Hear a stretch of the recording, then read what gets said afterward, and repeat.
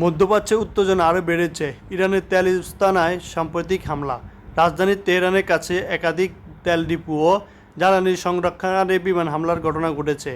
ইরানের রাষ্ট্রীয় গণমাধ্যম জানিয়েছে, যুক্তরাষ্ট্র ও ইসরায়েল যৌথ হামলায় তেহরান ও পাশের আল-বারজ প্রদেশের অত্যন্ত 5টি জ্বালানি স্থানে লক্ষ্যবস্তুতে পরিণত হয়। এতে ভয়াবহ আগুন ছড়িয়ে পড়ে এবং আকাশ জুড়ে ঘন ঘন কালো ধোঁয়া দেখা যায়। হামলার অন্তত 4 জন কর্মীর মৃত্যু হয়েছে বলে জানা গেছে। এই হামলার পর তেহরানের জ্বালানি সরবরাহ সাময়িকভাবে ব্যাহত হয়েছে এবং কিছু এলাকায় পেট্রোল সরবরাহ সীমিত করা হয়েছে।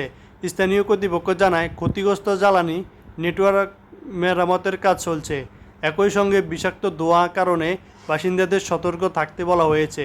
বিশ্লেষকরা বলেছেন, ইরানের জ্বালানি অবকাঠামো এই হামলার মধ্যপ্রাচ্যের চলমান সংঘাতকে আরও তীব্র করে তুলতে পারে।